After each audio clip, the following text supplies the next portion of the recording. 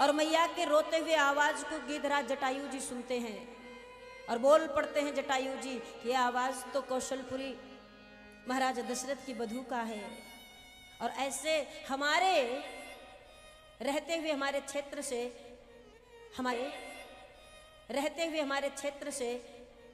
हमारे भारत की किसी भी स्त्री को कोई कैसे ले जा सकता है। धन्य है जटायु जी और धन्य है हमारे भारत की संस्कृति। जटायु धमकाते हुए बोल पड़े, ठहर जा दुष्ट रावण, हिम्मत कैसे हुई तुम्हारी कि हमारे क्षेत्र से, हमारे तरफ से, हमारे यहां से हमारी ही पुत्र वधू को ले जाने का। रे रे दुष्ट ठाड़ किन हो ही, निर्भय चले से न जाने से मोही। हे दुष्ट ठहर जा, इतनी निर्भयता के साथ जा रहा है, मुझे पहचाना नहीं। जटायु जी आकर सामने खड़े हो गए रावण। रावण देखते ही कांप गया। रावण जटायु जी से बहुत डरता है, बहुत ज्यादा डरता है, क्योंकि बाल्यावस्था में जब रावण बहुत अत्याचार करता था, घर वालों को भी परेशान करता था, पराक्रमी था, कोई था नहीं रावण की जोड़ का। उस समय रावण के समय, बाल्यावस्था के समय में उसके जोड़ का कोई बलवान नहीं था। और बलवान का बल का अहंकार तब तक रहेगा जब तक उसके सामने कोई उससे बलवान ना मिल जाए। अपने घर वालों को परेशान करता, गदा लेकर के अपने ही भवन के खंभों को तोड़ देता। विश्वकर्मा जी को बुलाकर जबरन कहता जोड़ो, फिर तोड़ूंगा, फिर जोड़ो। रावण के पिता विश्वश्रवा जी को बड़ा कष्ट होता रावण की करनी से। विश्वकर्मा जी से विश्वश्रवा जी ने कहा कि कोई युक्ति है इसे शांत करने का, इसका उत्पात बहुत ज्यादा है और डरता किसी से नहीं है। बोले एक उपाय है। क्या? गिद्धराज जटायु तक अगर ये किसी कारण से पहुंच जाए और वहां जाकर उत्पात कर दे तो इसको शांत किया जा सकता है, क्योंकि इनसे बलशाली गिद्धराज जटायु है। बोले जाएगा क्यों ये? बोले इसी के हित में कोई बात कहेंगे तो चला जाएगा। अगले दिन प्रातः काल ही रावण को बुलाए विश्वश्रवा जी और बोले रावण, एक पूजा मैंने रखा है आपके लिए, आपके बल वर्धन के लिए, आपके बल को और बढ़ाने के लिए। रावण ने कहा बहुत अच्छी बात है, मैं और बलशाली बन जाऊंगा और उत्पात करूंगा, लेकिन एक समस्या है। क्या समस्या? क्या है? बोले उस पूजा में किसी गीधनी का दूध चाहिए और वो जटायु जी के यहां मिलेगा। रावण बोला तो कौन सी बड़ी बात है, मैं जाकर लेकर आता हूं। अब रावण पहुंचा गिद्ध जी जटायु के यहां। जटायु संपाति दो भाई अंदर बैठे बात कर रहे, द्वार पर खड़ा रावण अभद्रता से कहता है, अरे ओ जटायु, अरे ओ गिद्ध, बाहर निकल। दो बार बोला। संपाति बोले हम देखते। जटायु जी बोले नहीं हम देखते। और बाहर निकलकर जटायु आए, रावण को देखे।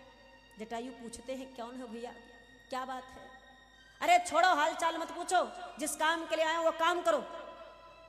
जटायु जी बोले अरे अजीब सा बालक है, ये कौन सा तरीका बात करने का है अपनों से, बड़ों से?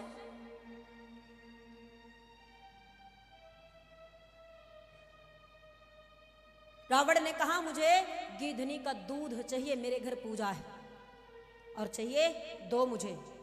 जटायु ने कहा यह तरीका मांगने का नहीं मिलेगा, नहीं, प्रेम से नहीं दोगे तो मार कर ले जाऊंगा। जटायु जी ने कहा बहुत अच्छी बात है, मार कर ले जाओ तो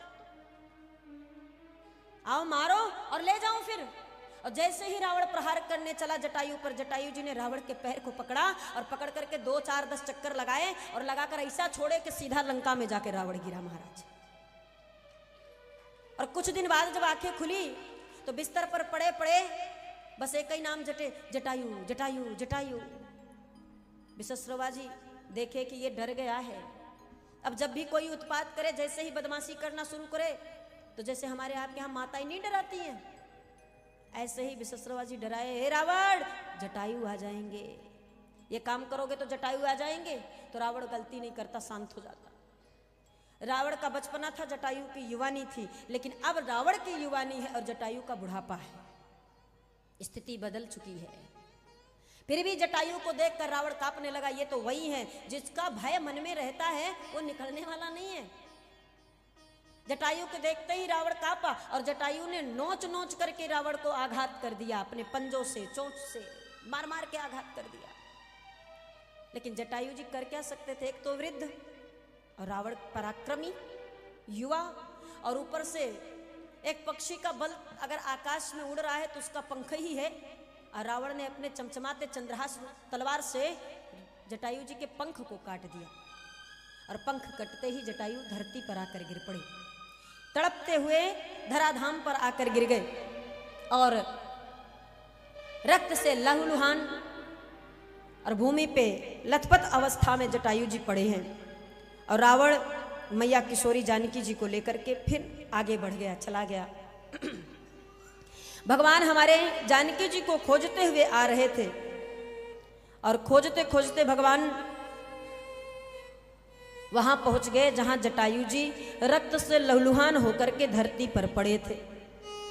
जैसे ही जटायु जी पर नजर पड़ी राम जी की, राम जी अपने दुख को भूल गए कि हमारी किशोरी नहीं मिल रही है, और दौड़कर जटायु के सिर को उठाए, अपनी गोद में रख करके उनके पंखों को संवारने लगे और धूली को झाड़ने लगे, रक्त को धुलने लगे। राम जी की आंखों से आंसू बहने लगा। ये स्थिति भई कैसे? बार बार राम जी जटायु जी को सहलाते, पीड़ा हो रही होगी, कटा हुआ है।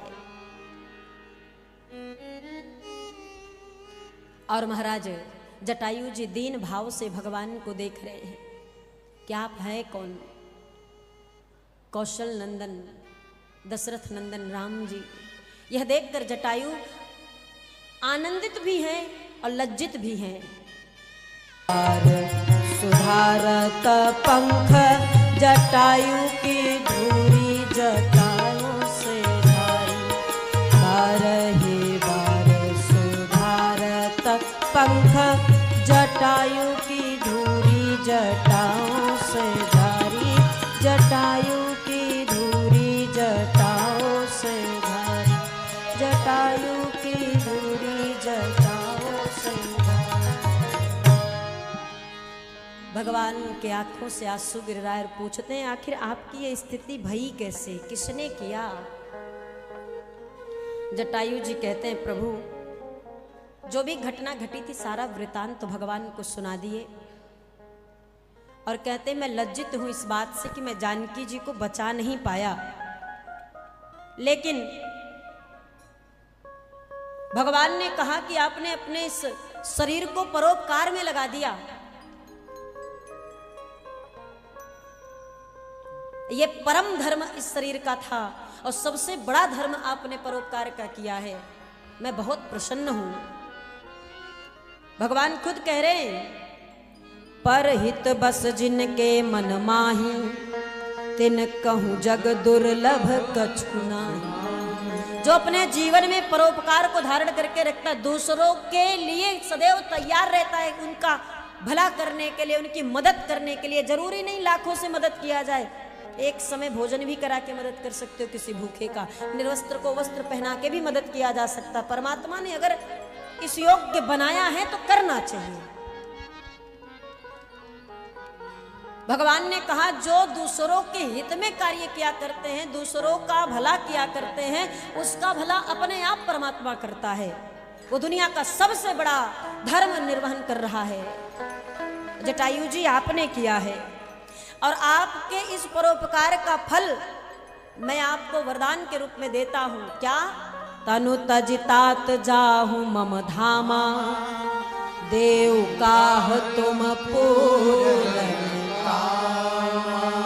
मैं राम आपको वरदान देता हूं कि शरीर को छोड़ करके अब आप मेरे धाम में जाकर निवास करोगे, लेकिन यदि इसके अलावा भी आपको कुछ चाहिए तो मांग सकते हैं, मैं अवश्य पूरा करूंगा।